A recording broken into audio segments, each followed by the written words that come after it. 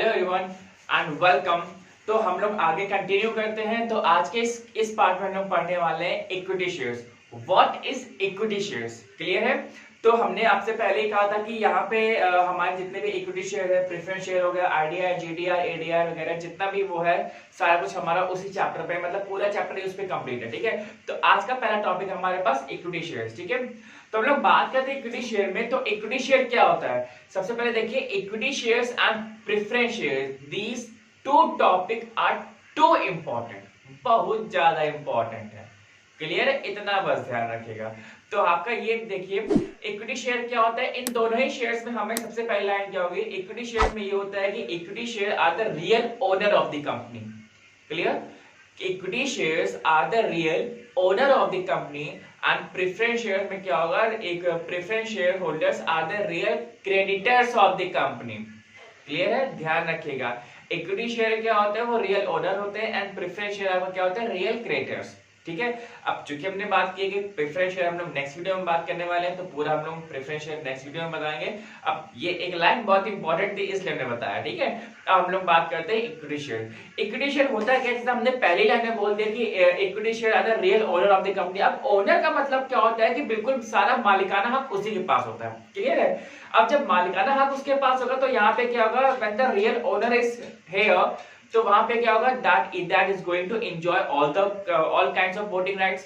Clear है? सारे उसके पास कैसे होंगे? उसके पास वोटिंग राइट होता है, वोट कर सकता है, वो इलेक्ट कर सकता है। डायरेक्टर कौन होगा, कैसे होगा? मैनेजमेंट में पूरा उसका अधिकार होता है। He is going to take the active participate in the management section. ठीक है, या मैनेजमेंट एक्टिविटी जो भी होता है, मैनेजमेंट हो गया। अब उसके बाद क्या होगा? He is the real risk taker. ठीक है, असली मालिक ये है, तो नॉर्मल सी बात है, ये भी हमारा क्या होगा? रिस्क टेकर होगा। यहाँ पे कुछ डिफेक्ट्स भी होते हैं, जैसे कि हम लोग यहाँ पे बात करें इक्विटी शेयर की, तो यहाँ पे अगर हम लोग ये देख सकते हैं, जितने भी अगर कंपनी कभी भी वाइंड अप करती है या कभी भी जितने भी ड्यूज होते हैं, तो पहले इक्विटी शेयर होल्डर को नहीं दिए जाते हैं। ठीक है, जितने भी ड्यूज होते हैं वो प्रेफरेंस शेयर होल्डर को ही दिए जाते हैं। आप इस तरीके समझिए, जैसे नाम है इक्विटी, उसका नाम है प्रेफरेंस, तो प्रेफरेंस हर एक केस में, ध्यान रखिए, प्रेफरेंस हर एक केस में प्रेफरेंस शेयर होल्डर को मिलेगी। ठीक है, कभी भी जब हमारे डिवेंचर्स, जब वो क्या कहते हैं, सॉरी, डिविडेंड जब दिए जाते हैं, तो डिविडेंड सबसे पहले प्रेफरेंस शेयर होल्डर को, उसके बाद कुछ बचेगा तो इक्विटी शेयर होल्डर को। क्लियर है? वहां पे ये चीजें आप हमेशा ध्यान रखिएगा। क्लियर है? तो कभी भी अगर कंपनी बंद होती है, कभी वो क्लोज होती है, तो यहाँ पे क्या होता है? जितने भी ड्यूज वगैरह होते हैं वो सारे पहले क्रेडिटर्स को हम लोग देते हैं, क्रेडिटर्स को देते हैं और प्रेफरेंस शेयर होल्डर को देते हैं। अब अगर कंपनी बंद होने के बाद कुछ बचता है तो बेचारे इक्विटी वालों को मिल जाता है।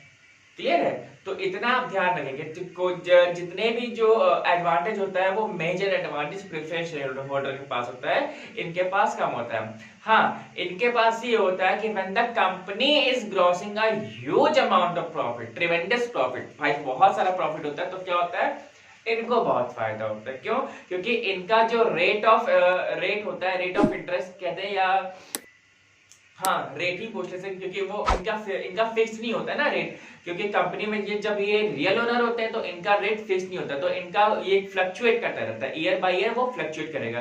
लेकिन अगर कंपनी वो लॉस बियर कर रही है तो ये लॉस करेंगे, लेकिन अगर कंपनी ट्रिमेंडस प्रॉफिट कर रही है तो इक्विटी शेयर होल्डर क्या करते हैं? वो ट्रिमेंडस प्रॉफिट गेन भी करते हैं। क्लियर है? लेकिन प्रेफरेंस शेयर में क्या होता है? अगर उनका फिक्स है कि भैया उनका रेट ऑफ इंटरेस्ट जो है वो 10% है, तो अगर कंपनी 100 रुपए कमा रही है तब भी उनको 10 रुपए मिलेगा, और अगर कंपनी 1000 रुपए कमा रही है तब भी उनको 10% के ही हिसाब से मिलेगा। क्लियर है? तो उनका रेट फिक्स रहता है, लेकिन इनका रेट फिक्स नहीं रहता, तो इसीलिए क्या होता है? They do enjoy the voting rights, उनको बहुत ही ज्यादा ट्रिमेंडस प्रॉफिट गेन होता है, और मैनेजमेंट में बहुत एक्टिव पार्ट लेते हैं। क्लियर है? तो कुल मिला के ये है हमारा इक्विटी शेयर्स। ठीक है, तो आई होप कि अच्छे से आपको समझ में आया होगा। हम लोग आते हैं इक्विटी शेयर के एडवांटेजेस एंड डिसएडवांटेजेस के ऊपर। क्लियर है? तो इसका सबसे पहला जो एडवांटेज है, आप देख सकते हैं यहाँ पे ये है, तो परमानेंट कैपिटल। ठीक है, तो परमानेंट कैपिटल मतलब क्या होता है कि कभी भी कोई इक्विटी शेयर होल्डर कभी भी वो इन्वेस्ट करता है किसी भी बिजनेस में या किसी भी कंपनी में, तो वो उसकी एक जो कैपिटल होती है वो हमेशा के लिए इन्वेस्ट होती है। वो उसको तभी मिलेगी जब कंपनी बंद होगी, वाइंड अप करती है। क्लियर है, ये ध्यान रखिए, जब कंपनी वाइंड अप करती है तभी उसको वो कैपिटल उसको मिलेगी। क्लियर है, तो यहाँ पे क्या होता है कि परमानेंट कैपिटल, अगर उसने कुछ इन्वेस्ट किया तो उसको पैसा वापस नहीं मिलेगा। ये चीज ध्यान रखिएगा। मैंने क्या कहा, equity share holder are the real owner of the company, और अगर रियल ओनर ही अपना पैसा निकाल लेगा तो कंपनी तो अपने आप ही बंद हो जाएगी, है ना। तो इसलिए यहाँ पे यही होता है कि यहाँ पे कभी भी आप अगर इन्वेस्ट करेंगे तो आपका जो पैसा है वो बिल्कुल एफडी के रूप में हो जाता है। क्लियर है।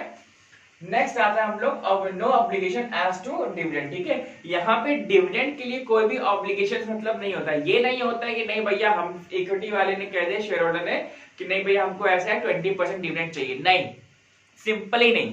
क्लियर है, हमने क्या कहा था कि इक्विटी शेयर होल्डर जो होते हैं अगर कुछ प्रेफरेंस शेयर होल्डर से बचेगा तो उनको कंपनी डिविडेंड देगी, और कंपनी को डिविडेंड तभी देगी जब वो कंपनी प्रॉफिट गेन करेगी। जब कंपनी को प्रॉफिट होगा तभी कंपनी उसके जो अपने जो डिविडेंड है वो शेयर होल्डर्स को देगी। ठीक है, इक्विटी शेयर होल्डर वालों को। लेकिन ये कोई बाउंड नहीं, कंपनी को उसको देना ही देना है, ऐसा नहीं है। अगर कंपनी लॉस कर रही है तो डिविडेंड नहीं मिलेगा।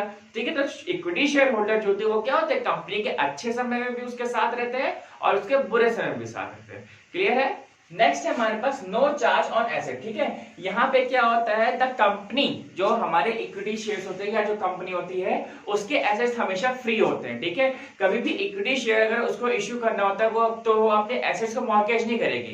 क्लियर है, मॉर्गेज का मतलब क्या होता है, मतलब वो अपने दांव पे लाए। क्यों, क्योंकि उसके जो एसेट्स होते हैं वो हमेशा फ्री इसलिए रखती है ताकि वो अपने उस एसेट्स को बेच करके फ्यूचर में वो पैसे कलेक्ट कर सके, कैश को कलेक्ट कर सके। क्लियर है, तो इसलिए वो कभी भी वो कोई दाव नहीं लगाते अपने एसेट्स पे। क्लियर है, कोई भी इक्विटी शेयर्स को मतलब वो नहीं देती है। तो नेक्स्ट है हमारे पास सोर्सेज ऑफ प्रेस्टीज। ठीक है, तो सोर्स ऑफ प्रेस्टीज मतलब क्या होता है, the company with the very good high credit standing. यहाँ पे क्या होता है, जो कंपनी के जो इक्विटी शेयर होल्डर्स होते हैं, इक्विटी की जो कैपिटल होती है वो आपके उन शेयर होल्डर्स जो इक्विटी कैपिटल होती है वो क्या होती है, वो बहुत ही अच्छी होती है। मतलब इतने अच्छे रेपुटेशन पे होती है कि जो क्रेडिटर्स होते हैं उनको क्रेडिट पे सामान देने में भी कोई प्रॉब्लम नहीं होती। क्यों नहीं होती, इससे हमने क्या कहा कि इक्विटी शेयर होल्डर क्या होता है, real owner of the company. Bar repeat करते रहे हैं। ठीक है, तो इक्विटी शेयर होल्डर जो अगर रियल क्रेडिटर्स है, वो sorry real owner of the company है, तो this is the very safest mode. ठीक है, बहुत ही सेफ होता है। तो इसलिए जो क्रेडिटर ये समझते हैं कि हाँ भैया कंपनी तो यही रहने वाली है, ये लोग नहीं जाने नहीं वाले, तो इसलिए इनको क्रेडिट में सामान दे दो करके। ठीक है, भविष्य में तो रिकवरी हो ही जाएगी। क्लियर है। नेक्स्ट टॉपिक हमारे पास स्मॉल डिनोमिनेशन। ठीक है, स्मॉल डिनोमिनेशन मतलब क्या होता है, कभी यहाँ पे जो कंपनी होती है वो अपने जो शेयर इशू करती है वो हमेशा बहुत ही स्मॉल वे में करती है। ठीक है, जैसे मान लीजिए 50 रुपए, 100 रुपए, 20 रुपए। तो होता क्या है, ये जो एक बेनिफिट इसका ये होता है कि जो स्मॉल मिडिल क्लास फैमिली होती है, जो लोअर मिडिल क्लास फैमिली होती है, वो उसके भी रेंज में होती है। आराम से वो उसकी शेयर्स खरीद सकती है। ठीक है, अगर आपको ध्यान होगा सहारा ग्रुप जो था ना सुब्रत रॉय का, तो उन्होंने भी यही किया था, वो इन्वेस्टमेंट लेते थे। ठीक है, तो जो एक रिक्शे वाला लेबर था वो भी उसमें इन्वेस्ट करता था just to get the good returns. Clear है, और उसको मिलते भी थे। नेक्स्ट आते हैं हम लोग suitable for the adventurous investor. ठीक है, एडवेंचरस इन्वेस्टर का मतलब ये है कि आपको मालूम है कि जो इक्विटी शेयर होल्डर्स हैं they just do get the very good amount of the dividend. ठीक है, डिविडेंड भी उनको मिलता है और मैनेजरियल एक्टिविटी भी उनका पार्टिसिपेट होता है। और यहाँ पे अगर हम लोग ये बात करें कि अगर हमारा जो ओनर्स है, अगर कंपनी का हम बात कर ले, जो कंपनी अगर हमें और भी नए इश्यू जो शेयर है वो इशू करना चाहती है तो पहले उन्हीं को ही करती है शेयर इशू जो हमारे पहले से एग्जिस्टिंग शेयर होल्डर होते हैं। ठीक है, अगर मान लीजिए उसको इक्विटी और इशू करनी है तो जो पहले से हमारे इक्विटी होल्डर्स हैं उन्हीं को पहले इशू करेगी। फिर ठीक है, अगर उन्होंने खरीद लिया तो ठीक है, वरना फिर बाद में जाके वो आउटसोर्स कर देते हैं। क्लियर है यहाँ तक, और जितने भी आपने ये एडवांटेज देखे होंगे बहुत ही अच्छे से क्लियर होंगे। अब हम लोग आते हैं डिसएडवांटेज पे। ठीक है, तो डिसएडवांटेज पहला हमारे पास हाई रिस्क। हाई रिस्क क्या होता है कि अगर हम लोग यहाँ पे ये बात करें कि भैया जो इक्विटी शेयर होल्डर होते हैं, यहाँ पे अगर कंपनी अगर प्रॉफिट गेन कर रही है तो अच्छी बात है, लेकिन अगर यहाँ पे लॉस अगर कर रही है तो वहाँ पे बहुत ही ज्यादा रिस्क होता है। ठीक है, अक्सर क्या होता है कि यहाँ पे जो कंपनी जो होती है शेयर होल्डर को डिविडेंड नहीं देती है। ठीक है, और जब कंपनी बहुत ही ज्यादा लॉस में जाती है तो डिविडेंड तो तुम भूल ही जाओ, सोचो ही मत। क्लियर, यहाँ पे शेयर होल्डर ऐसे ही परेशान हो सकते हैं कि परेशान कहें तो फैक्ट ही है कि उनकी जो मार्केट में जो फेस वैल्यू होती है वो बहुत डिक्लाइन कर जाती है। और अब मान लीजिए कि अगर कंपनी बंद हो गई तो उनको बहुत ही ज्यादा ट्रिमेंडस लॉस होता है, ठीक है। तो that is the high risk, जिससे हम लोग बात पहले करते हुए आ रहे हैं ना कि हाई रिस्क होता है। अगर प्रॉफिट, अगर कंपनी गेन कर रही है तो बहुत ही अच्छी बात है, लेकिन यहाँ पे लॉस में कभी कभी ऐसा होता है कि आपको नॉर्मल जो आपने जो इन्वेस्टमेंट किया होता है वो भी आपको नहीं मिलेगा। क्लियर है? तो ये चीज ध्यान रखिए, जो कंपनी क्या होता है उसको पास हाई रिस्क बहुत होता है इन शेयर होल्डर्स के लिए। नेक्स्ट हमारे पास टाइम कंज्यूमिंग।